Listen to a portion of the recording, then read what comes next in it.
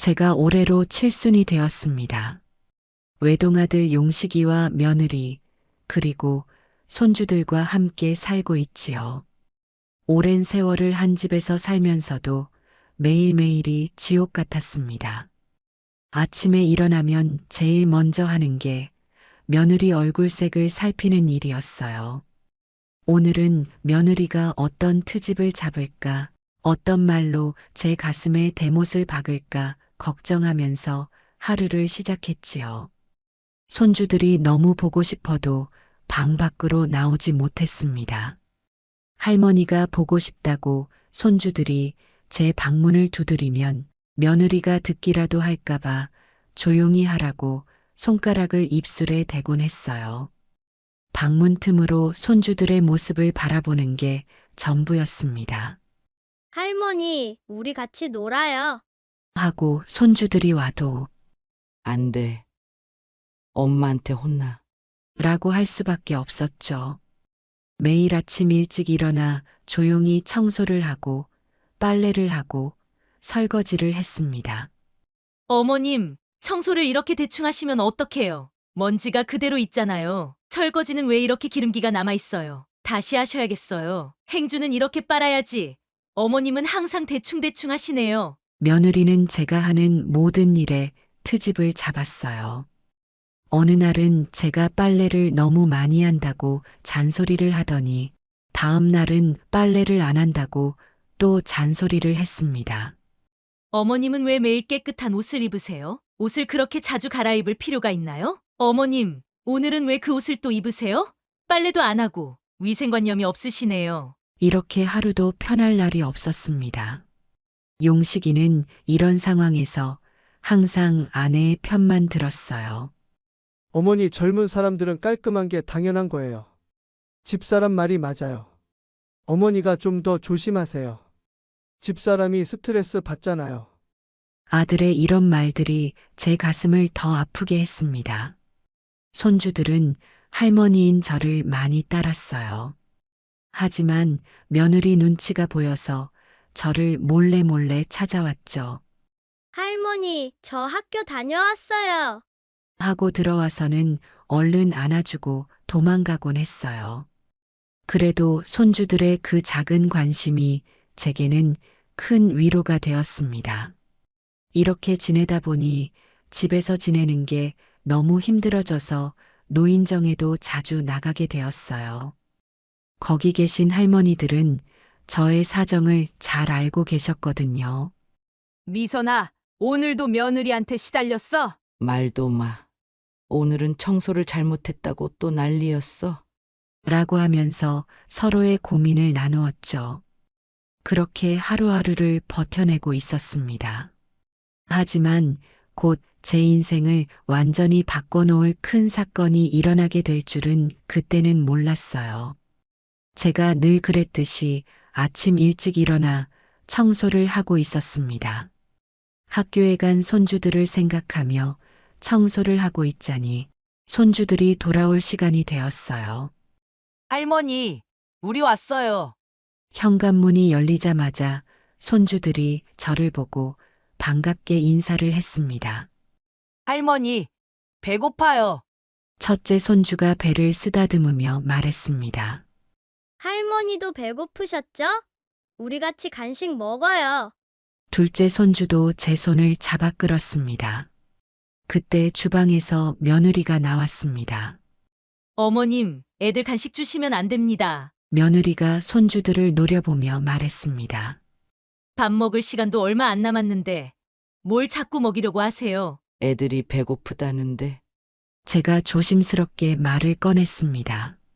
어머님은 왜 자꾸 제 교육 방침에 어긋나게 하시는 거예요? 며느리의 목소리가 점점 커졌습니다. 그러다 애들 비만 되면 어떡하실 거예요? 손주들은 겁에 질린 표정으로 저를 바라보았습니다. 저는 방으로 들어가 과자를 꺼냈습니다. 몰래라도 손주들에게 주고 싶었거든요. 주방에서 며느리가 설거지하는 소리가 들렸습니다. 조용히 과자를 들고 손주들 방으로 향했습니다. 얘들아, 이거라도 먹어? 문을 살짝 열고 과자를 건네려는 순간이었습니다. 어머님, 며느리의 날카로운 고함 소리가 들렸습니다. 제가 뭐라고 했습니까? 며느리가 손주들 방 앞까지 성큼성큼 걸어왔습니다. 애들 간식 주지 말라고 했죠. 며느리의 얼굴이 불그락푸르락했습니다. 어머님이 자꾸 이러니까 애들이 말을 안 듣죠. 할머니 때문에 우리 애들 버릇이 다 망가지잖아요. 며느리의 모욕적인 말들이 제 가슴을 후벼 팠습니다. 손주들은 겁에 질려 방 구석으로 숨어버렸습니다. 엄마, 우리 배고파서 그런 건데. 첫째가 조그맣게 말했습니다. 너희들도 할머니 편드는 거야? 며느리가 손주들에게 소리를 질렀습니다. 당장 방에 들어가서 공부해. 손주들은 울면서 방으로 들어갔습니다. 그때 퇴근한 용식이가 현관문을 열었습니다. 며느리가 용식이에게 달려갔습니다. 어머님이 또 애들 간식 주려고 했어요. 내가 몇 번을 말했는데. 용식이는 한숨을 쉬더니 저를 바라보았습니다. 어머니 왜 자꾸 집사람 말을 안 들으세요? 애들 교육은 엄마가 하는 거예요. 어머니는 자꾸 집사람 속을 썩이시네요. 아들의 차가운 말에 제 눈에서 눈물이 흘러내렸습니다. 저는 그대로 제 방으로 들어와 문을 잠갔습니다. 방 안에 혼자 앉아 흐르는 눈물을 닦았습니다. 창밖으로 보이는 하늘은 점점 어두워져 갔습니다. 그날 밤 저는 잠을 이루지 못했습니다. 며느리의 말과 아들의 차가운 눈빛이 자꾸만 떠올랐습니다. 밤새 뒤척이다 새벽녘이 되어서야 겨우 잠이 들었습니다. 아침이 되자마자 저는 평소처럼 일찍 일어났습니다. 잠을 설친 탓에 눈이 퉁퉁 부어 있었지만 빨래를 해야 했습니다. 세탁기 앞에서 옷가지들을 분류하고 있었어요. 손주들의 교복과 운동복이 눈에 띄었습니다. 어제 체육 날이었구나. 운동복을 보며 중얼거렸습니다. 저는 손주들의 옷을 조심스럽게 세탁기에 넣었어요. 제 옷도 몇 벌 있어서 함께 넣었습니다. 세제를 넣고 전원 버튼을 눌렀습니다. 세탁기가 돌아가는 소리를 들으며 커피를 한 잔 마시려고 했습니다. 그때였어요.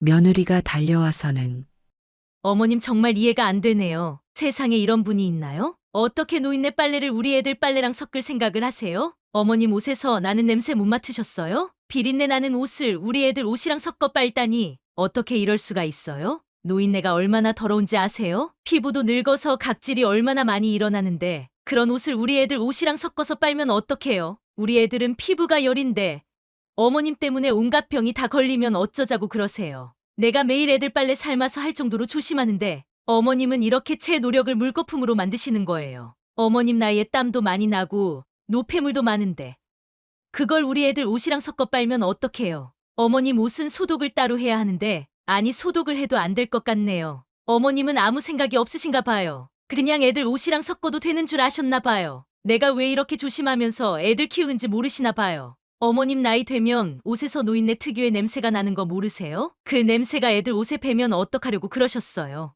우리 애들이 학교 가서 창피당하게 노인네 냄새 난다고 애들한테 놀림 받으면 어쩌려고 그러셨어요. 어머님은 정말 우리 애들 생각은 하나도 안 하시나 봐요. 그저 편하게 빨래하시려고 이러시는 거죠? 이제부터는 절대로 애들 옷이랑 섞지 마세요. 알겠어요? 노인네 빨래는 노인네끼리만 하셔야죠. 며느리는 세탁기 전원을 끄고 문을 열었습니다. 젖은 옷들을 하나하나 꺼내기 시작했어요. 며느리는 혀를 차며 옷들을 분리했습니다.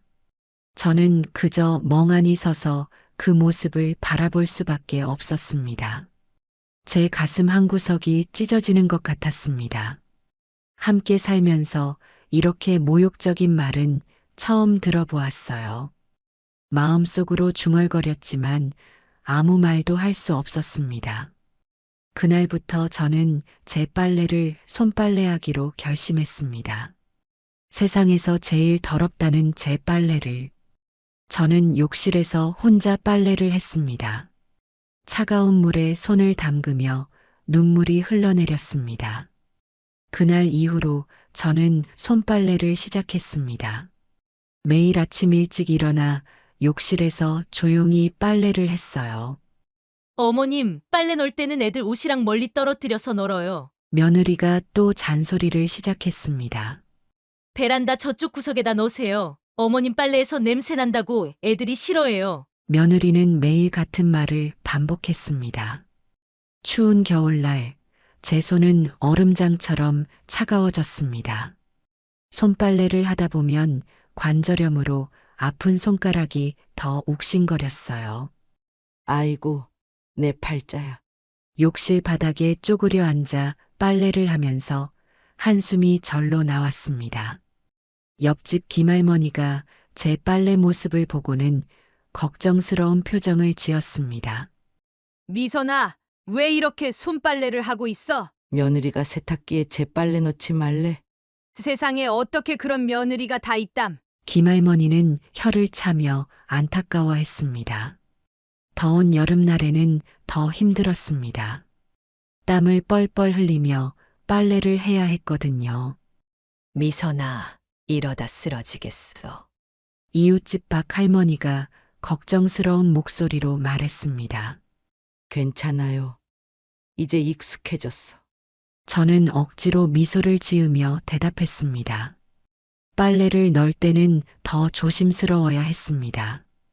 베란다 구석에 작은 빨랫줄을 따로 만들어 놓았어요.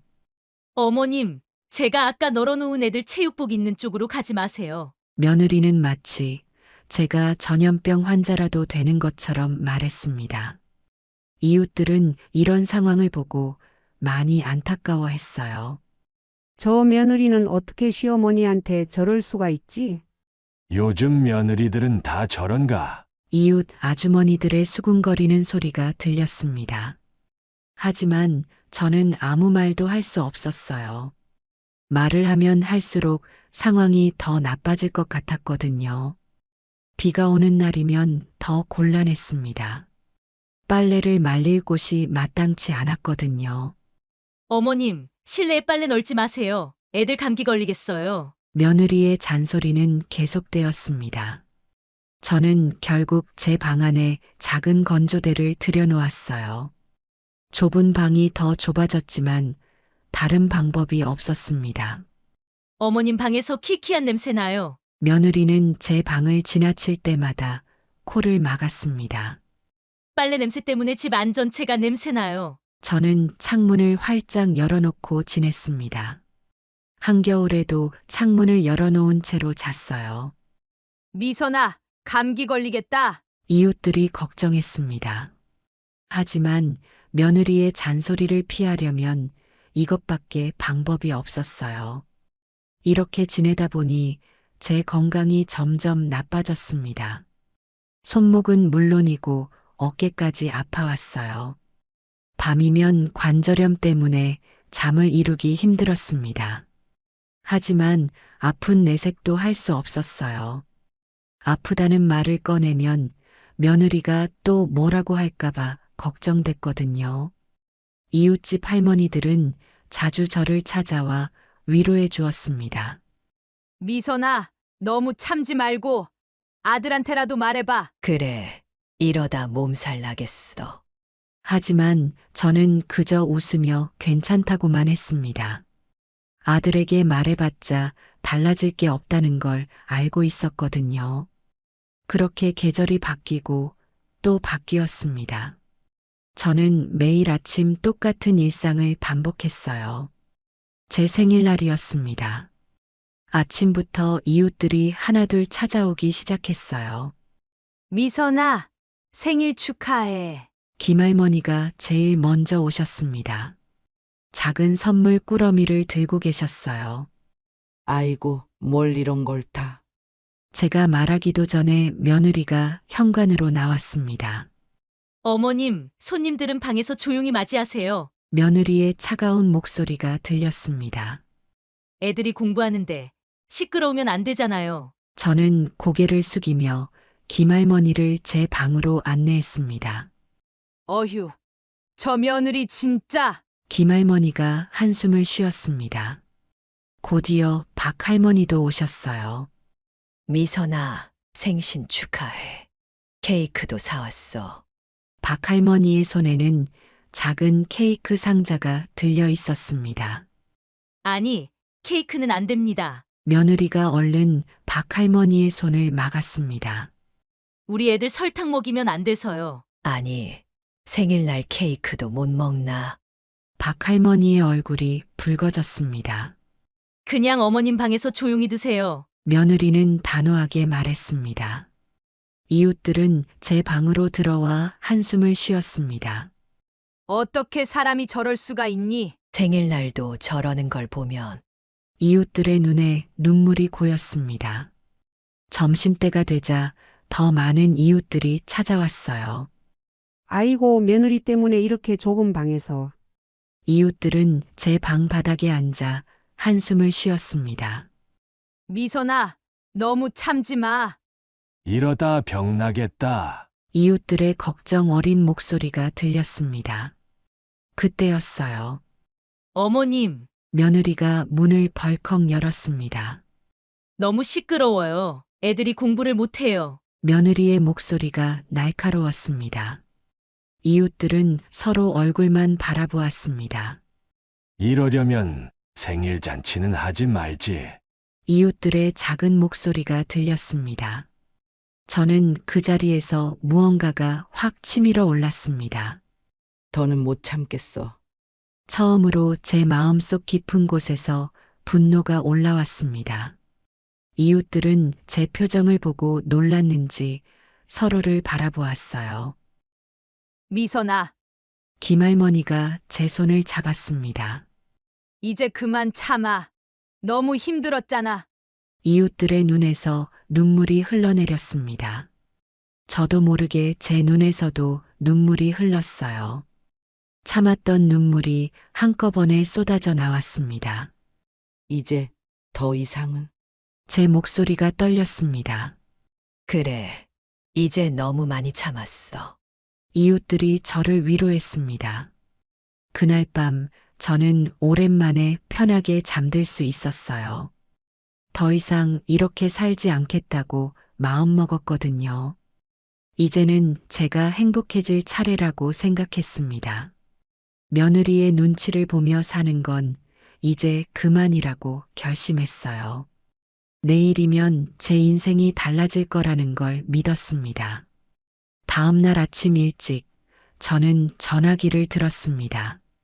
고물상 번호를 찾아 전화를 걸었어요. 여보세요. 고물상입니까? 제 목소리가 평소보다 힘이 있었습니다. 네, 무슨 일로 전화하셨나요? 세탁기를 가져가 주실 수 있나요? 지금 바로 가능하신가요? 제가 단호하게 물었습니다. 네, 30분 안에 가겠습니다. 고물상 아저씨가 답했습니다. 저는 거실로 나갔습니다. 며느리는 아직 자고 있었어요. 세탁기 앞에서 잠시 서성였습니다. 그동안 이 세탁기로 인해 얼마나 많은 상처를 받았는지 30분이 채 되지 않아 초인종이 울렸습니다.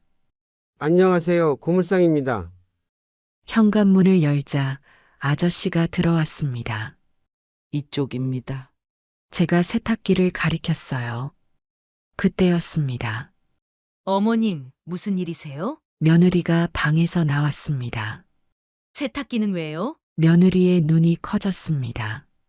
저는 고개를 들어 며느리를 똑바로 쳐다봤어요. 이제부터 너도 손빨래 해? 제 목소리가 떨리지 않았습니다. 네. 지금 뭐라고 하시는? 내가 그동안 어떻게 빨래했는지 너도 한번 해봐. 며느리의 얼굴이 하얗게 변했습니다. 어머님, 농담하시는 거죠? 농담. 아니야. 제가 고물상 아저씨를 향해 고개를 끄덕였습니다. 가져가세요.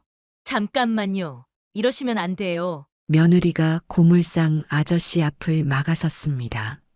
어떻게 세탁기를 그냥 가져가? 왜? 내가 산 세탁기인데 내 맘대로 하면 안 돼? 너는 내 빨래가 더럽다며? 노인네 빨래는 더럽다고 하지 않았어? 그래서 나는 손빨래 했잖아. 이제 너도 손빨래 해봐. 며느리의 입이 벌어졌습니다. 그때 아들 용식이가 방에서 나왔어요. 어머니 이게 무슨, 용식이가 당황한 목소리로 말했습니다. 너도 네 아내 편만 들었지? 이제는 네 아내가 어떻게 사는지 봐. 아들은 말을 잇지 못했습니다. 고물상 아저씨는 조용히 세탁기를 운반하기 시작했어요. 안 돼요. 용식 씨. 뭐라고 좀 해봐요. 며느리가 소리를 질렀습니다. 이러시면 안 되는 거 아시잖아요. 하지만 저는 꿈쩍도 하지 않았어요. 어머니. 제발. 며느리의 목소리가 달라졌습니다. 미안해요. 제가 잘못했어요. 이제 와서 미안하다고? 제가 차갑게 말했습니다. 그동안 내가 얼마나 힘들었는지 알아? 추운 겨울에도 더운 여름에도 매일매일 손빨래 하면서 얼마나 고통스러웠는지. 이제 너도 느껴봐. 세탁기는 어느새 현관 앞까지 옮겨져 있었습니다. 어머님. 며느리가 울먹이며 제 손을 잡으려 했습니다. 저는 손을 뿌리쳤어요. 이제 나도 더는 못 참아. 그동안 너무 참았어. 아들은 그저 서서 멍하니 바라보기만 했습니다.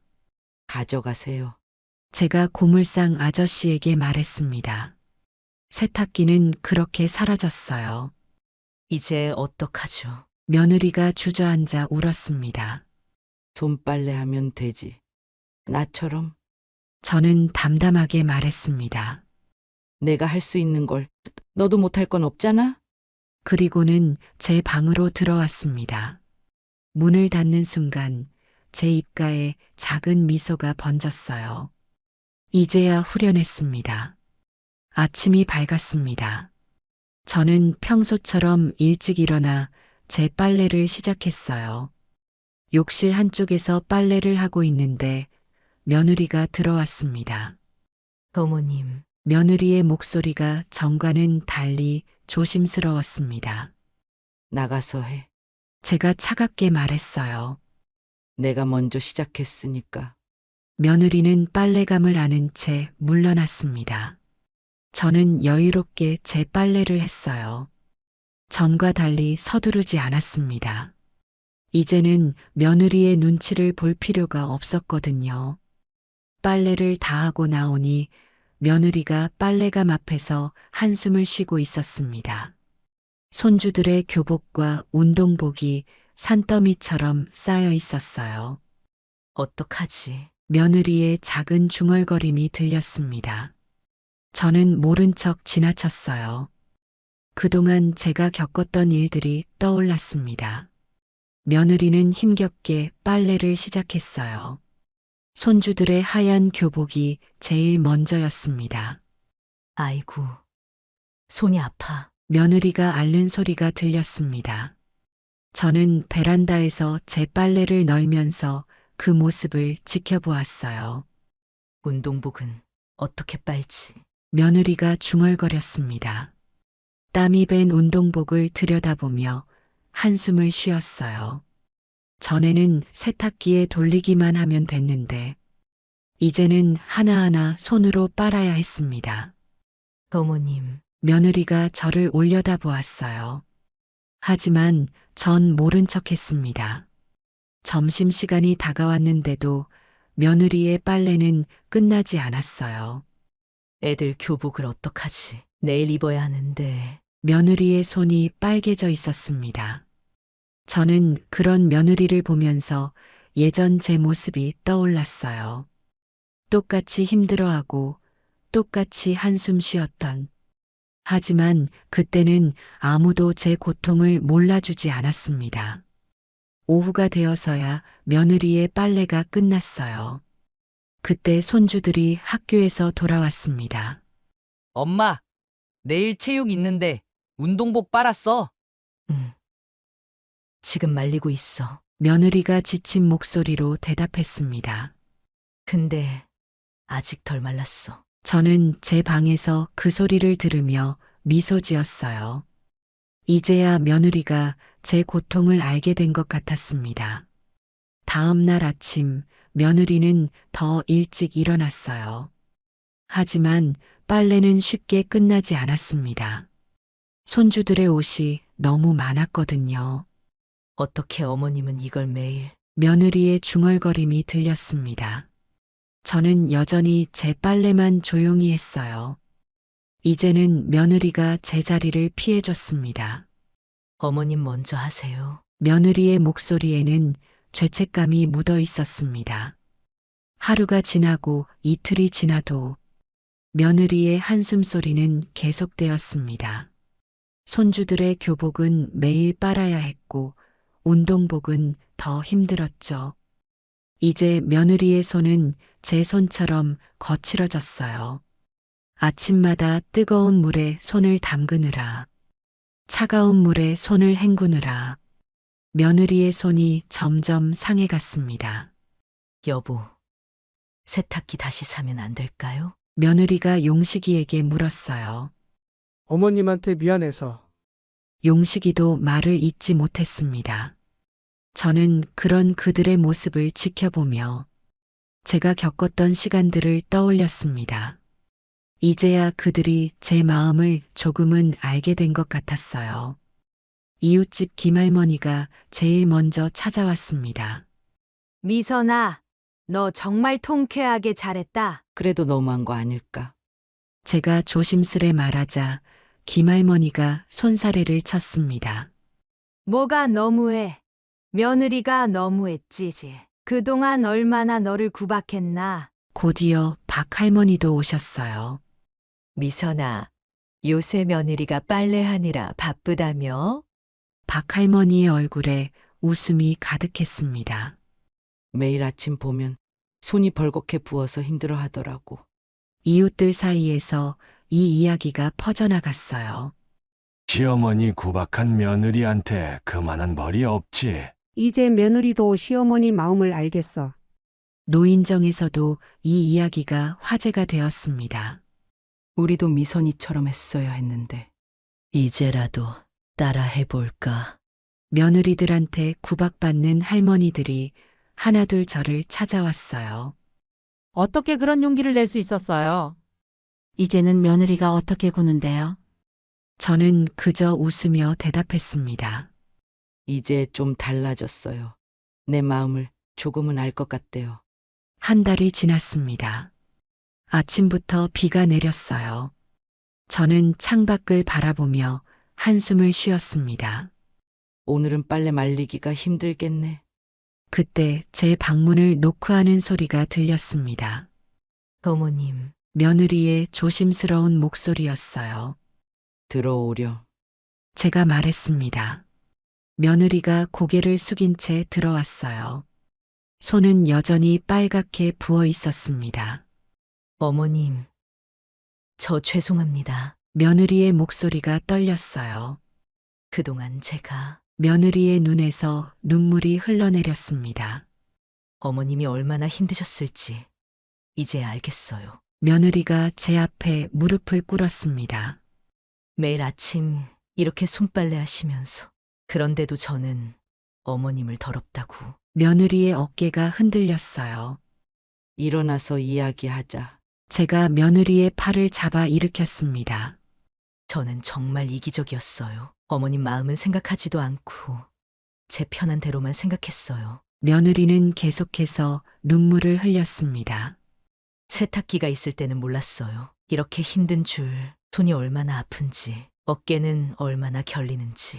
저는 조용히 며느리의 이야기를 들었어요. 어머님은 이렇게 매일 제가 너무 죄송해요. 며느리의 진심 어린 사과가 느껴졌습니다. 이제 알았으면 됐다. 제가 며느리의 손을 잡았어요. 어머님, 앞으로는 달라질게요. 절대로 어머님 마음 아프게 하지 않을게요. 며느리가 제 손을 꼭 잡았습니다. 어머님 옷도 같이 빨게 해주세요. 더는 따로 빨지 마세요. 제발요. 저는 고개를 끄덕였어요. 새 세탁기는 내가 살게. 제가 말했습니다. 아니에요, 어머님. 제가 살게요. 며느리가 얼른 말했습니다. 제가 잘못한 거니까. 같이 사자. 제가 제안했어요. 어머님, 며느리가 다시 울음을 터뜨렸습니다. 이번에는 제가 며느리를 안아주었어요. 이제 다 지나갔어. 제가 며느리의 등을 토닥였습니다. 그날 저녁 우리는 다 함께 새 세탁기를 보러 갔어요. 한 달 만에 처음으로 가족이 함께 외출한 거였습니다. 이제 우리 함께 써요, 어머님. 며느리가 말했습니다. 그래. 함께 쓰자. 저는 미소를 지었어요. 새 세탁기가 들어온 날이었습니다. 배달원이 설치를 마치고 돌아가자마자 며느리가 저를 찾아왔어요. 어머님, 빨래 있으시면 제가 해드릴게요. 며느리의 목소리가 상냥했습니다. 이제 우리 빨래 같이 해요. 며느리는 제 방으로 들어와 빨래를 챙기기 시작했습니다. 이렇게 구석에 놓지 마시고, 이제는 세탁기에 넣어서 깨끗하게 빨아요. 저는 며느리의 달라진 모습에 놀랄 수밖에 없었어요. 할머니, 손주들이 제 방으로 뛰어들어왔습니다. 이제 할머니랑 많이 놀아도 돼요? 며느리가 손주들의 머리를 쓰다듬었어요. 그래, 할머니랑 많이 놀아. 그동안 미안했어. 손주들은 제 품에 안겨 울었습니다. 할머니가 보고 싶었어요. 근데 엄마가 안 된다고 해서. 저도 손주들을 꼭 안아주었어요. 이제 괜찮아. 할머니랑 실컷 놀자. 그날 저녁 아들 용식이가 퇴근하고 돌아왔습니다. 어머니, 용식이는 제 앞에 무릎을 꿇었어요. 죄송합니다. 그동안 어머니 마음도 몰라주고 아내 편만 들고. 용식이의 눈에서 눈물이 흘렀습니다. 이제 일어나렴. 제가 말했어요. 어머니께 큰 절이라도 올리게 해주세요. 용식이가 바닥에 엎드렸습니다. 어머니 그동안 불효자식이었습니다. 저는 아들의 등을 토닥였어요. 알았으니까. 이제 일어나. 그날부터 우리 집의 분위기가 완전히 달라졌습니다. 아침이면 며느리가 제일 먼저 제 방을 찾아왔어요. 어머님, 일어나셨어요? 아침 드셨어요? 며느리는 매일 제 안부를 물었습니다. 빨래도 항상 함께 했어요. 어머님 옷이랑 같이 돌릴게요. 세탁기가 커서 다 들어가요. 이제는 제 빨래를 더럽다고 하지 않았습니다. 오히려 정성스럽게 빨래를 하고 개어주었어요.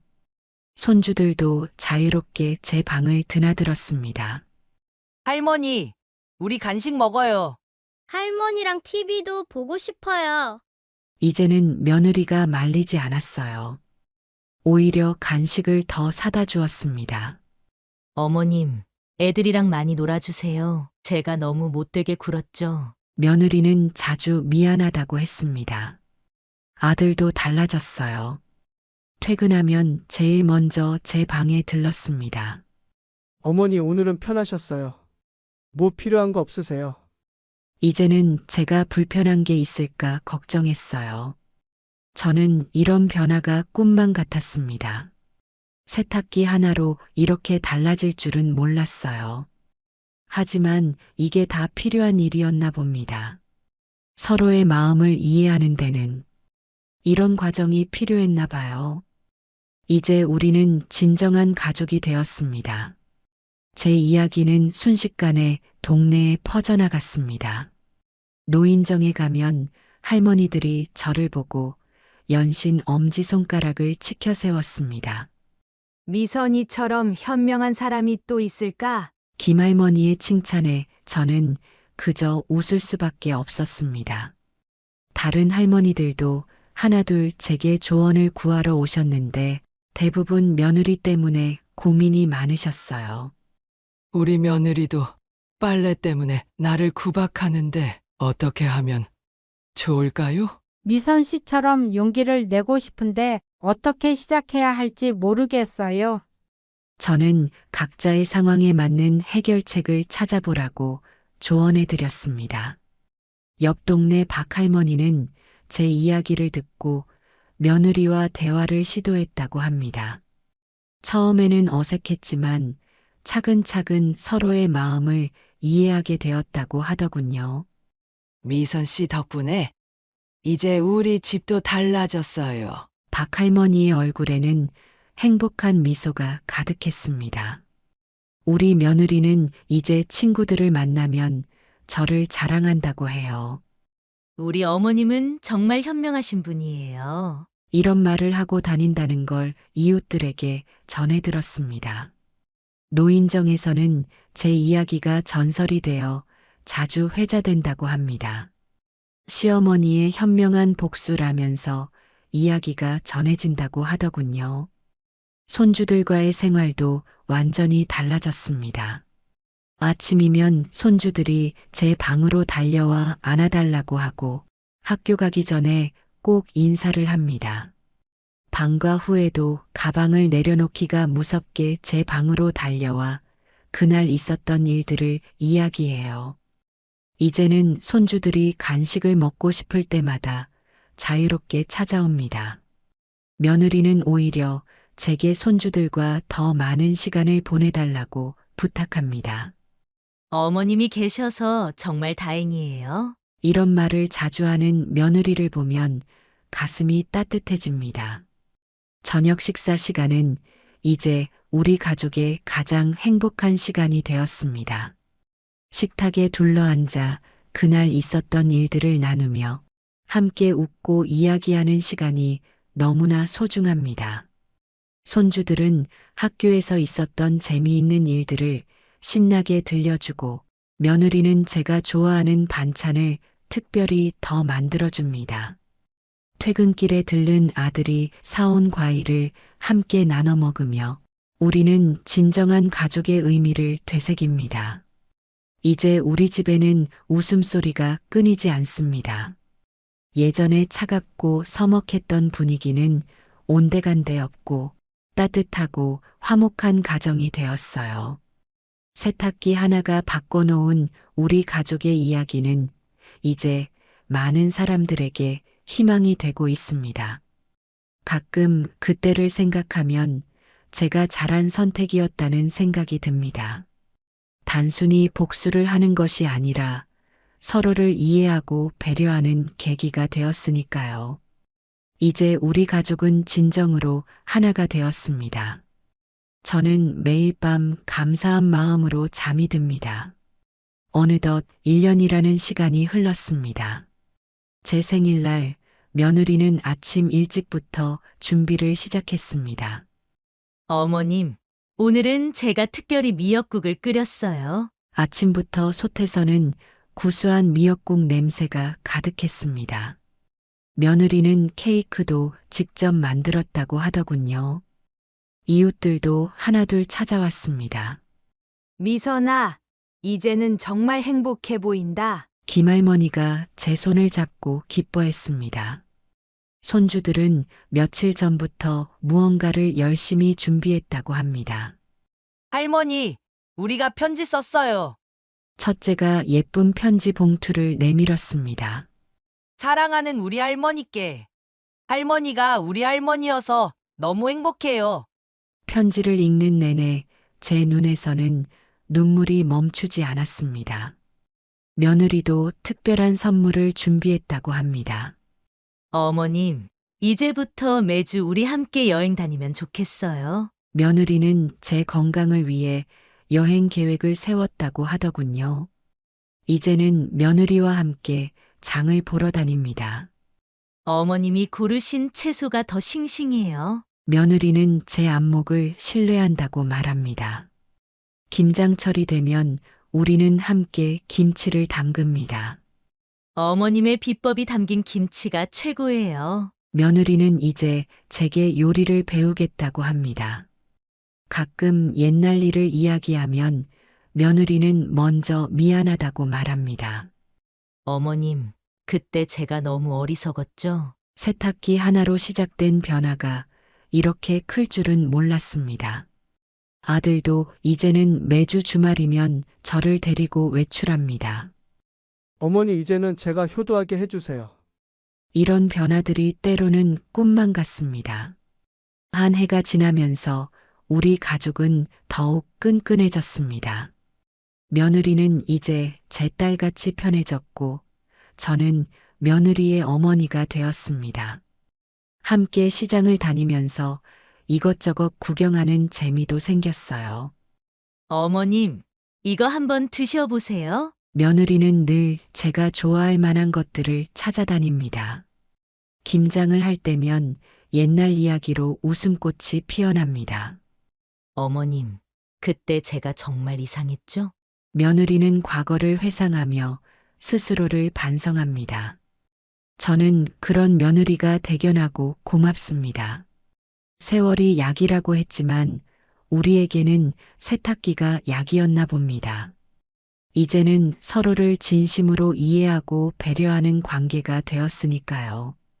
며느리와 저는 이제 진정한 모녀가 되었습니다. 가끔 베란다에 빨래를 널면서 지난 시간을 떠올립니다. 햇살 속에 나부끼는 하얀 빨래처럼 이제는 제 마음도 깨끗하고 포근해졌어요. 세탁기 하나가 바꿔놓은 우리의 인연이 이렇게 따뜻한 결말을 맺을 줄은 몰랐습니다. 차가웠던 겨울이 지나고 봄이 오듯 우리 가족에게도 따뜻한 봄이 찾아왔네요. 며느리의 웃음소리, 손주들의 제잘거림, 아들의 다정한 목소리가 저의 일상이 되었습니다. 이제는 세탁기 소리가 들려올 때마다 감사한 마음이 듭니다. 때론 고통도 필요한 것이었나 봅니다. 서로의 마음을 이해하는 데는 시간과 아픔이 필요했던 거겠죠. 이제는 알겠습니다. 진정한 가족이 된다는 건 빨래처럼 서로의 구겨진 마음을 함께 펴가는 일이라는 걸. 세월이 흘러도 변치 않을 이 행복을 생각하면 제 입가에 절로 미소가 번집니다. 우리 가족의 이야기가 누군가에게 작은 희망이 되었다면 좋겠습니다. 때로는 용기 있는 한 걸음이 우리 삶을 이렇게 아름답게 바꿔놓을 수 있다는 걸 전하고 싶어요. 이제 저는 매일 감사한 마음으로 눈을 뜹니다. 창밖으로 보이는 맑은 하늘처럼 우리 가족의 미래도 언제나 맑고 화창하기를 바라면서요. 저는 올해 70살의 이무겸이라고 합니다. 제 인생에서 가장 후회되는 순간을 여러분과 나누고 싶습니다. 그날은 제 아들 성철이가 예비 며느리를 데리고 온다고 한 날이었습니다. 성철이가 36살이 되도록 장가를 못 가서 걱정이 많았는데 드디어 좋은 사람을 만났다고 해서 얼마나 기뻤는지 모릅니다. 아내와 저는 밤새 집안 청소하고 음식 준비하느라 정신이 없었습니다. 여보, 성철이가 드디어 장가를 가는구만. 우리도 이제 손주 볼 날이 머지않았어. 제가 아내에게 이렇게 말했더니 아내도 흐뭇한 미소를 지었습니다. 사실 전날 밤부터 잠을 이루지 못했습니다. 며느리감을 처음 본다는 게 그렇게 설레고 긴장되더라고요. 제 나이가 70인데도 마치 어린아이처럼 들뜬 마음을 감출 수가 없었습니다. 아침 일찍 일어나 마당부터 쓸었습니다. 마당에 떨어진 낙엽 하나하나를 정성스레 쓸어 담았죠. 그러다 문득 제 아버님 생각이 났습니다. 제가 처음 장인 장모님을 뵈러 갔을 때 아버님께서 얼마나 긴장하셨는지 모릅니다. 그때는 이해하지 못했는데 이제야 그 마음을 알 것 같았습니다. 집 안으로 들어와 구석구석을 청소했습니다. 티끌 하나 없이 깨끗하게 닦았죠. 거실 텔레비전도 껐다 켜보고 에어컨도 미리 틀어 시원하게 해뒀습니다. 첫인상이 중요하다고 하잖아요. 예비 며느리에게 좋은 모습만 보여주고 싶었습니다. 와이프는 부엌에서 음식 준비로 바빴습니다. 갈비찜, 잡채, 시금치 무침, 도라지 무침. 평소에는 잘 해먹지 않던 음식들을 하나둘 준비하는 걸 보니 와이프도 무척 신경 쓰고 있다는 게 느껴졌습니다. 여보, 음식이 너무 많은 거 아냐? 부담스러워할까봐 걱정되네. 제가 걱정스러운 듯 말하자 와이프가 대답했습니다. 괜찮아요. 처음인데 정성을 보여줘야죠. 며느리가 음식 좋아한다고 성철이가 그랬잖아요. 그 말을 듣고 보니 성철이가 그런 얘기를 했던 것 같기도 했습니다. 사실 너무 들떠서 성철이가 뭐라고 했는지 제대로 기억도 안 났습니다. 시간이 얼마나 흘렀을까요? 벽시계를 보니 어느새 정오가 다 되어가고 있었습니다. 성철이가 오겠다고 1시간이 다가오고 있었죠. 여보, 나 옷 좀 봐줘. 이 정도면 되겠어? 와이프에게 물었습니다. 평소에 입던 옷 중에 제일 좋은 걸 골라 입었는데도 왠지 마음에 들지 않았습니다. 네, 충분히 좋아요. 그런데 당신 왜 이렇게 떨어요? 손에 땀 났잖아. 와이프가 웃으며 말했습니다. 그제야 제 손이 땀으로 축축해진 걸 알았습니다. 그러게 말이야. 내가 왜 이러는지 모르겠네. 처음 장인 장모님 뵐 때도 이러진 않았는데. 제 말에 와이프가 껄껄 웃었습니다. 그때는 당신이 젊었잖아요. 지금은 우리가 예비장인 장모라 그런가 봐요. 와이프의 말에 저도 모르게 웃음이 나왔습니다. 맞습니다. 이제 우리가 예비장인 장모가 되는 거죠. 그 생각을 하니 왠지 더 어깨가 무거워지는 것 같았습니다. 초인종 소리가 들렸습니다. 저도 모르게 심장이 쿵쾅거리기 시작했습니다. 와이프와 눈을 마주쳤습니다. 서로의 눈빛에서 설렘과 긴장감을 읽을 수 있었죠. 여보, 우리 가서 맞이하자. 제가 말했습니다. 와이프가 고개를 끄덕였습니다. 우리는 함께 현관으로 향했습니다. 이제 곧 우리의 예비 며느리를 만나게 될 거란 생각에 가슴이 뛰었습니다. 과연 어떤 아가씨일까? 우리 성철이와 잘 어울리는 사람일까? 우리를 어떻게 생각할까? 이런저런 생각으로 머릿속이 복잡해졌습니다. 하지만 이내 마음을 다잡았습니다. 우리 성철이가 좋다고 한 사람이니 분명 좋은 사람일 거야. 처음부터 너무 기대하지 말고 편하게 대해줘야지. 그렇게 마음을 정하고 현관문을 향해 손을 뻗었습니다. 현관문을 열자 성철이와 예비 며느리가 서 있었습니다. 첫눈에 본 예비 며느리의 모습에 저는 살짝 당황했습니다. 옷차림이 조금 과하다는 생각이 들었거든요.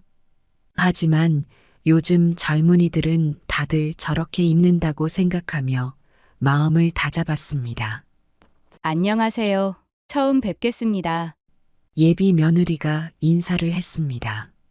목소리는 맑고 고왔지만 왠지 눈빛이 불편해 보였습니다. 저희와 눈을 마주치지 않고 자꾸 다른 곳을 쳐다보는 게 눈에 띄었습니다. 어서 와요. 밖에서 오느라 힘들었죠? 아내가 다정하게 말을 건넸습니다. 하지만 예비 며느리는 대답 대신 휴대폰을 꺼내 무언가를 확인하기 시작했습니다. 저와 아내는 당황스러운 눈빛을 주고받았습니다. 어머님, 제가 SNS에서 팔로워가 많아서요. 자주 확인해야 해요. 예비 며느리가 뒤늦게 설명했습니다. 저는 속으로 한숨을 쉬었지만 겉으로 내색하지 않으려 노력했습니다. 거실로 자리를 옮겨 이야기를 나누기 시작했습니다. 그런데 대화를 하면 할수록 이상한 점들이 눈에 띄었습니다. 예비 며느리는 우리와 눈을 마주치지 않고 계속 주변을 두리번거렸습니다. 처음에는 긴장해서 그러나 보다 했는데 시간이 지나도 계속 그러는 겁니다. 성철아, 너희 회사는 요즘 어떠니? 경기가 안 좋다던데. 제가 아들에게 물었습니다. 그런데 갑자기 예비 며느리가 끼어들더군요. 아, 저희 오빠는 지금 승진 준비 중이에요. 곧 팀장 될 거예요. 그쵸, 오빠? 성철이가 당황한 듯 웃으며 대답했습니다. 아내? 뭐 그럴 수도 있겠죠. 저는 며느리의 행동이 조금 무례하다고 느꼈지만 아들을 위해 참기로 했습니다. 그래도 첫 만남인데 좋은 인상을 주고 싶었거든요. 대화를 이어가려 노력했지만 예비 며느리의 관심은 온통 다른 곳에 가 있는 듯 했습니다. 제가 질문을 해도 대답은 짧고 건조했고 그마저도 휴대폰을 보면서 하는 경우가 많았습니다. 아내가 정성스레 준비한 다과를 내왔습니다. 이건 내가 직접 만든 약과야. 한번 먹어봐요. 아내가 자랑스러운 듯 말했습니다. 하지만 예비 며느리의 반응은 싸늘했습니다. 어머, 이런 걸 직접 만드세요? 요즘은 다 사 먹는데. 그리고 저는 칼로리가 높은 음식은 안 먹어요. 그 말에 아내의 얼굴이 굳어지는 게 보였습니다. 저도 속으로 이해가 왜 이러나 하고 의아했지만 겉으로 내색하지 않으려 애썼습니다. 그래요? 그럼 과일은 어때요? 제철 과일도 준비해뒀어요. 아내가 다시 한번 권했지만 예비 며느리는 고개를 저었습니다. 괜찮아요. 저는 지금 단식 중이에요. 건강을 위해서요. 대화는 계속 어색하게 이어졌습니다. 예비 며느리는 우리의 질문에 대충 대답하다가도 갑자기 자기 얘기를 장황하게 늘어놓곤 했습니다. 그것도 주로 자신의 SNS 활동이나 외모 관리에 대한 이야기였죠. 저와 아내는 계속해서 눈치를 주고받았습니다. 우리 성철이가 저런 애를 어떻게 만났나 하는 생각이 들었지만 겉으로 내색할 순 없었습니다. 아버님, 어머님 댁은 생각보다 소박하네요. 저희 부모님 댁은 훨씬 커요.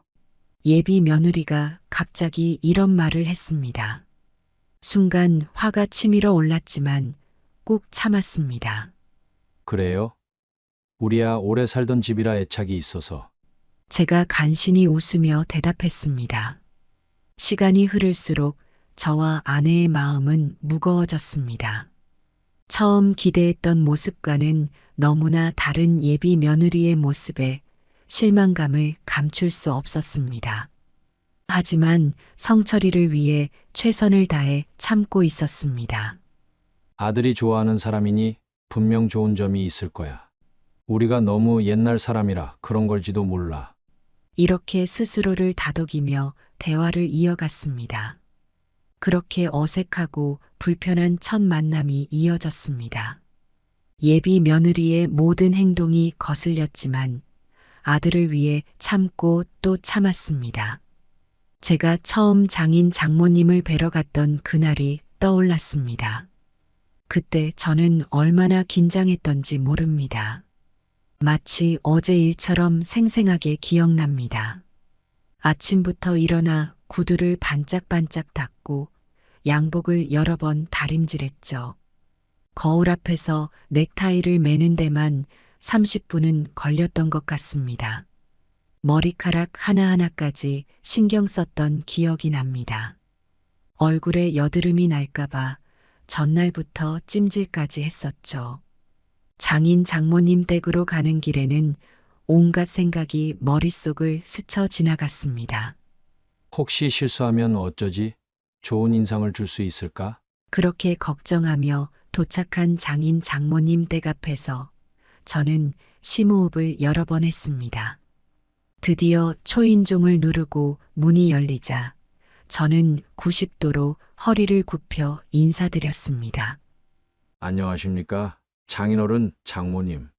이무겸이라고 합니다. 앞으로 잘 부탁드립니다. 떨리는 목소리로 인사를 드렸던 게 생생합니다.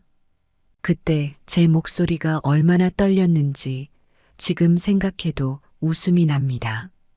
대화할 때도 항상 조심스럽게 말씀드렸습니다. 눈을 마주치되 너무 뚫어져라 쳐다보지 않으려 했고, 웃음도 적당히 지었습니다. 농담을 하실 때는 정중하게 웃으며 반응했고, 진지한 얘기를 하실 때는 고개를 끄덕이며 경청했죠. 술을 권하셨을 때도 처음엔 정중히 사양하다가 꼭 마시라고 하셔서 조금씩 마셨죠. 술자리에서 실수할까봐 얼마나 조심했는지 모릅니다. 한 잔, 두 잔. 마실 때마다 속으로 이무겸, 정신 바짝 차려. 다짐했던 기억이 납니다. 지금 생각해보면 그때 저의 모습이 참 우스워 보이기도 합니다. 너무 긴장한 나머지 약간은 어색했을지도 모르겠네요. 하지만 한편으로는 그런 모습이 당연하다고 생각합니다. 어른을 공경하고 예의를 지키는 건 기본이니까요. 그래서 요즘 젊은이들을 보면 그런 모습을 찾아보기 힘든 것 같아 안타까웠습니다. 특히 예비 며느리의 행동을 보며 더욱 그렇게 느꼈죠. 첫 만남부터 그렇게 무례할 수 있다니 정말 이해하기 힘들었습니다. 물론 시대가 변했다고는 하지만 기본적인 예의는 지켜야 하지 않을까 싶었어요. 세상이 바뀌어도 변하지 않는 가치가 있다고 믿습니다. 그 중 하나가 바로 어른에 대한 공경과 예의 아닐까요? 저녁 식사 시간이 되어 우리는 식탁에 둘러앉았습니다. 아내가 정성스레 준비한 음식들이 식탁 위에 가득했습니다. 갈비찜, 잡채, 시금치 나물, 도라지 무침 등 푸짐한 찬들이 식욕을 돋웠습니다. 자, 모두 많이 드세요. 특히 며느리 맛있게 드세요. 아내가 밝은 목소리로 말했습니다. 하지만 예비 며느리의 반응은 영 시원찮았습니다. 어머, 이렇게 기름진 음식을 많이 드세요? 저는 샐러드만 조금 먹을게요. 그 말을 듣는 순간 아내의 얼굴이 또다시 굳어지는 게 보였습니다. 그래도 조금은 먹어봐요. 어머니가 정성껏 준비하셨는데. 성철이가 나서서 예비 며느리를 설득했습니다. 그제야 그녀는 마지못해 음식을 조금씩 집기 시작했습니다. 식사가 시작되고 얼마 지나지 않아 예비 며느리가 갑자기 저를 쳐다보며 말했습니다. 아버님, 그렇게 숟가락으로 쩝쩝 소리 내면서 드시면 안 돼요. 너무 촌스러워 보여요. 순간 저는 숟가락을 든 채 굳어버렸습니다. 70년을 살아오면서 제 식사 예절을 지적받은 적은 처음이었습니다. 게다가 처음 만난 예비 며느리에게 이런 말을 들으니 당황스럽고 불쾌했습니다. 아, 그래요? 미안해요. 앞으로 조심할게요. 억지로 미소를 지으며 대답했지만 속으로는 화가 치밀어 올랐습니다. 하지만 아들을 위해 참기로 했습니다. 아내는 눈치를 살피며 재빨리 화제를 돌렸습니다. 성철아, 회사 일은 어때? 요즘 많이 바쁘지? 성철이가 대답하려는 찰나 예비 며느리가 또 끼어들었습니다. 아, 저희 오빠가 요즘 너무 바빠서 저랑 데이트할 시간도 없어요. 주말에도 맨날 회사 가고. 성철이는 난처한 듯 웃으며 말했습니다. 그래도 열심히 일해야 우리 미래가 있지 않겠어? 저는 아들의 말에 고개를 끄덕이며 동의를 표했습니다. 하지만 예비 며느리는 시큰둥한 표정을 지었습니다. 식사가 계속되는 동안 예비 며느리는 계속해서 이것저것 지적했습니다. 제 식사 속도가 너무 빠르다느니, 아내의 김치찌개가 너무 짜다느니, 예비 며느리 말 한마디가 저희 부부의 마음에 상처를 주었습니다. 아내는 계속해서 분위기를 부드럽게 만들려고 노력했습니다. 며느리 학교 다닐 때 어떤 과목을 제일 좋아했어요? 아, 저는 체육이요. 다른 과목은 다 지루해서. 아내의 질문에 대한 예비 며느리의 대답은 항상 실망스러웠습니다. 하지만 아내는 포기하지 않고 계속 대화를 이어갔습니다. 성철아, 너희 둘이 어떻게 만났는지 궁금하구나. 들려줄 수 있어? 성철이가 대답하려는 순간 또다시 예비 며느리가 끼어들었습니다. 아, 제가 인스타그램에 올린 사진을 오빠가 좋아요 눌러서 시작됐어요. 제 팔로워가 10만 명이 넘거든요. 저는 그 말을 듣고 한숨을 삼켰습니다. 요즘 젊은이들의 만남이 이렇게 가볍고 표면적인 것인지 의아했습니다. 식사 중간중간 성철이의 표정을 살폈습니다. 그애도 예비 며느리의 행동에 당황하는 듯 보였지만 최선을 다해 상황을 수습하려 노력하고 있었습니다. 아버지, 어머니, 음식 정말 맛있어요. 특히 갈비찜이 일품이에요. 성철이가 분위기를 바꾸려 노력했습니다. 저는 마음속으로 아들에게 고마워했습니다. 하지만 예비 며느리의 다음 발언이 모든 것을 망쳐버렸습니다. 오빠, 그렇게 기름진 거 많이 먹으면 살쪄. 나중에 내가 SNS에 올릴 사진에 방해될라. 그 말을 듣는 순간 저는 숟가락을 내려놓고 싶은 충동을 느꼈습니다. 하지만 여전히 참았습니다. 아들을 위해, 그리고 우리 가족을 위해. 식사가 끝나갈 무렵 저는 완전히 지쳐버렸습니다. 평소 즐겁게 나누던 가족 식사 시간이 이렇게 고통스러웠던 적은 처음이었습니다. 아내는 끝까지 밝은 표정을 유지하려 노력했지만 그녀의 눈에도 피로가 역력했습니다. 성철이는 어색한 웃음을 지으며 이 상황을 모면하려 애썼습니다. 식사가 끝나고 예비 며느리가 화장실에 간 사이 저희 셋은 잠깐 눈빛을 교환했습니다. 그 짧은 순간 동안 우리는 모두 같은 생각을 하고 있다는 걸 알 수 있었습니다. 하지만 아무도 그 생각을 입 밖으로 내뱉지 않았습니다.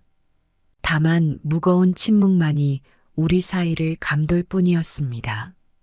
이 긴 하루가 빨리 끝나기를 바라며 저는 마음속으로 한숨을 내쉬었습니다.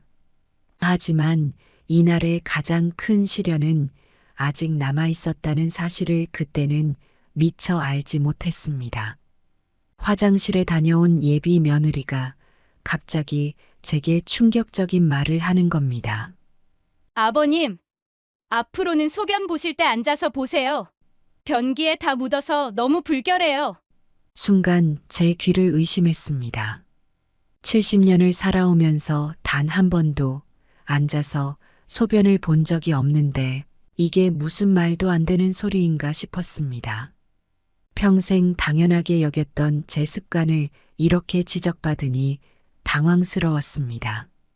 아가씨, 그게 무슨 말이오? 내가 평생 서서 소변을 봤는데 이제 와서 어떻게 앉아서 봐? 제가 당황해서 이렇게 말했더니 예비 며느리의 표정이 순식간에 굳어졌습니다. 아니, 그러면 화장실이 얼마나 더러워지는데요? 제가 청소하기 싫어서 그러는 줄 아세요? 앞으로 이 집에 올 때마다 화장실 청소해야 한다고 생각하니 끔찍해요. 예비 며느리의 목소리가 점점 높아졌습니다. 저도 모르게 화가 치밀어 올랐습니다. 첫 만남부터 계속 참아왔던 감정들이 한꺼번에 폭발할 것 같았습니다. 이 젊은 아가씨가 어떻게 감히 제 집에 와서 이런 식으로 행동하는지 이해할 수 없었습니다. 아내가 급히 나서서 상황을 수습하려 했습니다. 아이고, 그렇게까지 말할 필요는 없잖아. 우리가 조금씩 양보하면서 살면 되지. 하지만 예비 며느리는 아내의 말을 아랑곳하지 않고 계속해서 말을 이어갔습니다. 어머님도 이해가 안 되세요? 이렇게 비위생적으로 살면 어떻게 해요? 제가 앞으로 여기를 어떻게 와요? 그 말에 저는 더욱 화가 났습니다. 아직 결혼도 하지 않았는데 벌써부터 이러니 나중에는 어떻게 될지 걱정됐습니다. 성철이가 예비 며느리를 말리려 했지만 소용없었습니다. 그녀는 계속해서 화장실 문제에 대해 불평했고 우리 집의 위생 상태를 비난했습니다. 오빠, 당신도 이해 못하겠어요? 이렇게 살면 병 걸리는 거 아세요? 화장실은 가장 청결해야 하는 곳이에요. 성철이는 당황한 듯 어쩔 줄 몰라 하며 말했습니다. 그래. 하지만 지금 이렇게 말하는 건 좀. 저는 평생 처음으로 이렇게 모욕감을 느꼈습니다. 제 집에서 그것도 처음 만난 예비 며느리에게 이런 말을 들으니 머리가 핑 돌았습니다. 70년 동안 살아오면서 제 위생 습관을 이렇게 비난받은 적은 없었습니다. 게다가 이 아가씨는 마치 자기가 이 집의 주인인 양 행동하고 있었습니다.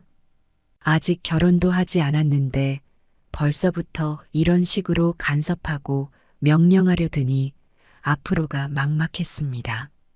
저는 깊은 한숨을 내쉬며 말했습니다. 아가씨, 내가 70년을 살아오면서 한 번도 문제가 된 적 없는 일이오. 그리고 이건 내 집이고 내 화장실이야. 내가 어떻게 사용하든 그건 내 자유라고 생각하오. 하지만 예비 며느리는 제 말을 무시한 채 계속해서 불평을 늘어놓았습니다. 아버님, 그렇게 고집 부리시면 안 돼요. 시대가 바뀌었어요. 요즘은 남자들도 다 앉아서 소변 봐요. 그게 얼마나 위생적인데요. 시대가 바뀌었다고? 내 몸을 내 마음대로 못 쓴단 말이오? 아가씨, 지금 70년 넘게 살아온 어른에게 뭘 가르치려는 거요? 예비 며느리는 눈을 동그랗게 뜨며 대꾸했습니다. 아니, 제가 가르치려는 게 아니라 그냥 상식적인 얘기를 하는 거예요. 앉아서 소변 보는 게 뭐가 그렇게 어려운 일이에요? 어려운 게 아니라 필요성을 못 느낀다, 이 말이오. 내가 지금까지 이렇게 살아왔는데 뭐가 문제였단 말이오? 문제가 있었죠. 화장실이 더러워지잖아요. 소변이 사방에 튀어서 냄새나고 불결하고. 아버님, 정말 이해가 안 가세요? 저는 점점 더 화가 치밀어 올랐습니다. 아가씨, 내 청결 상태까지 뭐라 하는 거요? 내가 지저분하다는 말이오?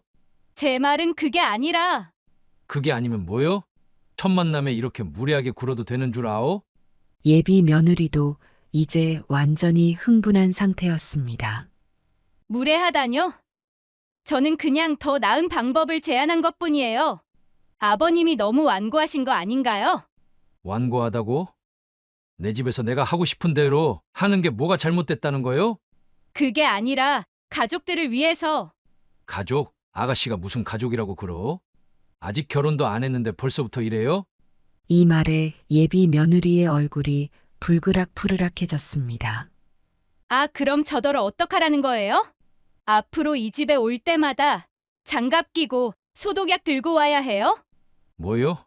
우리 집을 뭘로 보는 거요? 더러워서 못 살겠다는 거요? 제 말은 그게 아니라. 그게 아니면 뭐요? 아가씨, 지금 나를 무시하는 거요? 아버님, 제발 좀 들어보세요. 저는 그냥. 그만, 더 이상 듣고 싶지 않소. 이게 무슨 해도 너무한 상황 아니오? 아내가 다시 한번 중재에 나섰습니다. 여보, 진정해요. 그리고 얘들아, 우리 모두 좀 진정하고. 하지만 이미 걷잡을 수 없는 상황이 되어버렸습니다. 예비 며느리가 울먹이며 말했습니다. 저는 그냥 좋은 뜻으로 말한 건데. 이렇게 될 줄 몰랐어요. 오빠, 우리 그냥 가요. 성철이가 당황한 듯 말했습니다. 아니, 잠깐만. 우리 좀 더 얘기해 보자. 아버지, 어머니 정말 죄송합니다. 제가. 하지만 저는 이미 분노로 가득 차 있었습니다. 성철아, 너가 뭘 잘못했다고 그러느냐? 네 여자친구가 잘못한 거지? 아버지, 그래도. 그래도 뭐? 이런 식으로 행동하는 사람을 어떻게 며느리로 받아들인단 말이냐? 예비 며느리가 갑자기 일어섰습니다. 알겠어요. 제가 나가죠. 다시는 이 집에 오지 않을게요. 성철이가 그녀를 말리려 했지만 예비 며느리는 이미 현관으로 향하고 있었습니다. 야, 잠깐만. 우리 얘기 좀 더. 저는 그 모습을 보며 소리쳤습니다. 그래, 가시오. 다시는 오지 마시오. 아내가 놀라서 말했습니다. 여보, 그만해요. 어떻게 그렇게 말할 수 있어요? 하지만 저는 멈출 수 없었습니다. 왜? 내가 뭘 잘못 말했어? 저렇게 무례한 사람을 어떻게 며느리로 받아들여? 성철이가 절망적인 표정으로 말했습니다. 아버지, 제발. 그 순간 예비 며느리가 다시 거실로 돌아와 외쳤습니다. 좋아요. 저도 이런 집에 다시 오고 싶지 않아요. 비위생적이고 완고하고 오빠. 당신도 이런 환경에서 자랐다고 생각하니 참 찝찝하네. 이 말에 저는 폭발했습니다. 뭐라고? 감히 내 아들을 모욕해? 성철이가 중간에 끼어들었습니다. 아버지, 그만하세요. 그리고 자기야, 너도 제발. 하지만 아무도 그를 신경 쓰지 않았습니다. 저는 분노로 가슴이 터질 것 같았습니다. 제 아들을 모욕하다니 이건 정말 참을 수 없는 일이었습니다. 아가씨, 지금 당장 이 집에서 나가시오. 다시는 발도 들이지 마시오. 예비 며느리의 얼굴이 불그락푸르락해졌습니다. 나가라면 나갈게요. 다시 올 생각도 없어요. 성철이가 절규하듯 소리쳤습니다. 그만. 제발 그만해요, 두 분 다. 하지만 이미 돌이킬 수 없는 상황이 되어버렸습니다. 저는 더 이상 참을 수 없어 소리쳤습니다. 그래, 오지 마. 난 결혼 허락 못해. 이 말에 모두가 얼어붙은 듯 멈췄습니다. 성철이의 얼굴이 창백해졌고 예비 며느리는 눈물을 글썽이며 저를 바라봤습니다. 아버지, 그게 무슨 말씀이세요? 성철이가 떨리는 목소리로 물었습니다. 저는 단호하게 대답했습니다. 내 말 그대로다. 난 이 결혼을 허락할 수 없어. 아내가 놀라서 제 팔을 잡았습니다. 여보, 제발 진정해요. 그렇게까지 말씀하시면 안 돼요. 하지만 저는 아내의 말을 무시한 채 계속 말을 이었습니다. 우리 집안의 며느리감으로 적합하지 않아. 첫 만남부터 이렇게 무례하고 예의 없는 사람을 어떻게 받아들일 수 있겠나? 제 말을 들은 예비 며느리의 얼굴이 순식간에 붉어졌습니다. 그녀는 갑자기 버럭 소리를 질렀습니다. 뭐라고요? 제가 무례하다고요? 아니, 그럼 아버님은 예의 바르신 거예요? 70년이나 살아오셨다면서 기본적인 위생 상식도 모르시는 게 말이 돼요? 저는 그 말에 더욱 화가 났습니다. 아가씨, 지금 뭐라고 했소? 감히 나를... 그녀는 제 말을 자르며 계속해서 말을 이어갔습니다. 네, 맞아요. 전 무례해요. 하지만 아버님도 완고하시고 고집불통이세요. 이런 분을 어떻게 아버님으로 모시고 살아요? 성철이가 황급히 그녀를 말리려 했지만 소용없었습니다. 자기야, 제발 진정해. 우리 다시 얘기해보자. 하지만 예비 며느리는 이미 돌이킬 수 없는 상태였습니다. 오빠, 됐어요. 이제 알겠어요. 당신 부모님이 이러니까 당신도 이런 거예요. 앞으로 평생 이런 식으로 살아야 한다고 생각하니 끔찍해요. 다신 안 올 거예요. 이런 집에 절대 시집 오고 싶지 않아요. 그리고는 현관문을 향해 뛰어갔습니다. 성철이가 그녀를 따라 나가길래 제가 한마디 했습니다. 가서 저 여자를 정리하든 나를 정리하든 해라. 저 여자 정리 안 하면 다신 너 안 본다. 성철이는 현관문 앞에서 멈춰 섰습니다. 그의 어깨가 떨리는 게 보였습니다. 천천히 돌아선 성철이의 얼굴에는 눈물이 고여 있었습니다. 아버지, 그게 무슨 말씀이세요? 저는 단호하게 대답했습니다. 내 말 그대로다. 너가 선택해라. 저 여자냐? 아니면 우리 가족이냐? 성철이의 얼굴이 창백해졌습니다. 그는 한동안 아무 말도 하지 못하고 그저 저를 바라보기만 했습니다. 아버지, 제발 그러지 마세요. 저도 사랑하는 사람이 생겼는데 왜 이렇게... 사랑? 방금 전에 네 아버지를 모욕한 여자를 사랑한다고? 성철아, 네가 미쳤구나. 아내가 나서서 상황을 중재하려 했습니다. 여보, 성철아, 우리 모두 진정하고 다시 얘기해보자. 이렇게 감정적으로 대화하면 안 돼. 하지만 저는 이미 결심을 굳혔습니다. 더 이상 할 얘기 없어. 성철아, 선택은 네 몫이다. 성철이는 한동안 망설이다가 천천히 현관문을 향해 걸어갔습니다. 문을 열기 직전 그가 돌아보며 말했습니다. 아버지, 어머니, 죄송합니다. 하지만 저는 제 선택을 후회하고 싶지 않습니다. 시간을 좀 주세요. 제가 다시 찾아뵙겠습니다. 그리고 성철이는 문을 열고 나갔습니다. 문이 닫히는 소리와 함께 저의 마음도 무너져 내렸습니다. 아내가 울면서 제게 말했습니다. 여보, 어떡해요? 우리 아들이. 저는 고개를 저었습니다. 걱정 마시오. 성철이가 곧 정신 차릴 거예요. 저런 여자와는 행복할 수 없다는 걸 알게 될 거예요. 하지만 제 마음 한구석에서는 불안감이 자라나고 있었습니다. 과연 내가 올바른 선택을 한 걸까? 아들과의 관계를 이렇게 망쳐버린 게 아닐까? 그날 밤 저는 잠을 이루지 못했습니다. 머릿속에서는 계속해서 오늘 있었던 일들이 반복해서 재생됐습니다. 예비 며느리의 무례한 행동, 성철이의 실망한 표정, 그리고 제가 한 말들. 아침이 밝았을 때 저는 피곤한 몸을 이끌고 일어났습니다.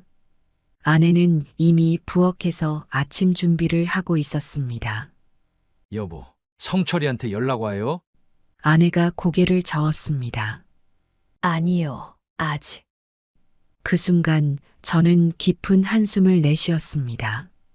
이제 와서 후회한들 무슨 소용이 있을까요? 하지만 한편으로는 성철이가 돌아올 거라는 희망을 놓지 않았습니다. 그로부터 며칠 후 성철이에게서 연락이 왔습니다. 그는 저희 부부를 만나고 싶다고 했습니다. 저는 긴장된 마음으로 성철이를 기다렸습니다. 성철이가 도착했을 때 그의 얼굴은 피곤해 보였습니다. 하지만 동시에 결연한 표정이었습니다. 아버지, 어머니, 제가 결정을 내렸습니다. 저는 숨을 죽이고 성철이의 말을 기다렸습니다. 저 그녀와 헤어졌습니다. 순간 안도의 한숨이 나왔습니다. 하지만 동시에 아들의 슬픈 표정을 보니 마음이 아팠습니다. 성철아, 괜찮니? 아내가 걱정스럽게 물었습니다. 성철이는 힘없이 고개를 끄덕였습니다. 네, 어머니. 괜찮습니다. 사실 저도 많이 고민했어요. 그리고 깨달았죠. 아버지 말씀이 맞았다는 걸요. 저는 아들의 어깨를 토닥이며 말했습니다. 그래, 너가 올바른 선택을 한 거다. 시간이 지나면 더 좋은 사람을 만날 거야. 성철이는 쓴웃음을 지었습니다. 네, 아버지. 하지만 지금은 조금 시간이 필요할 것 같아요. 그날 이후로 저희 가족은 서서히 예전의 모습을 되찾아갔습니다. 성철이는 일에 더욱 열중했고 저희 부부는 아들을 위해 할 수 있는 모든 것을 다했습니다. 시간이 흘러 이 일이 있고 난 뒤 1년째 되는 날, 저는 문득 그때를 돌이켜보게 되었습니다. 제가 내린 결정이 과연 옳았을까요? 아들의 행복을 위해 그렇게 강경하게 나올 필요가 있었을까요? 이런 생각들이 요즘도 제 마음을 무겁게 합니다. 한편으로는 제 결정이 옳았다고 확신합니다. 그 예비 며느리의 태도는 정말 받아들이기 힘들었으니까요. 첫 만남부터 그렇게 무례하고 예의 없는 모습을 보였는데 과연 우리 가족과 잘 어울릴 수 있었을까요?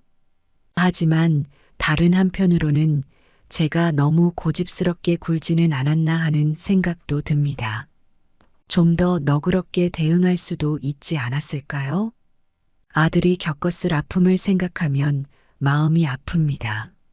그래도 이번 일을 통해 우리 가족이 더욱 단단해졌다는 생각이 듭니다. 위기를 겪으며 서로의 소중함을 다시 한번 깨달았으니까요. 요즘 성철이는 새로운 여자친구를 만났다고 합니다. 아직 저희에게 소개시켜주진 않았지만 성철이의 밝아진 표정을 보면 좋은 사람인 것 같습니다. 이번에는 꼭 좋은 며느리를 맞이할 수 있기를 바랍니다. 그리고 저 역시 좀 더 너그러운 마음으로 대하려고 합니다. 나이가 들수록 고집은 줄이고 이해심은 늘려야 한다는 걸 이번 일을 통해 깨달았으니까요. 결국 가족이란 서로 이해하고 양보하면서 함께 성장해 나가는 것이 아닐까요? 앞으로도 우리 가족이 더욱 화목하고 행복해지기를 바랍니다. 그리고 언젠가 성철이가 좋은 짝을 만나 행복한 가정을 이루는 모습을 볼 수 있기를 간절히 희망합니다. 이 모든 일을 겪으며 저는 한 가지 깨달았습니다. 가족의 소중함과 서로를 이해하고 존중하는 것의 중요성을 이번 일을 통해 깊이 깨달았습니다. 앞으로는 더욱 현명한 아버지가 되도록 노력하겠습니다. 나이가 들수록 고집은 줄이고 이해심은 늘려야 한다는 것을 배웠으니까요.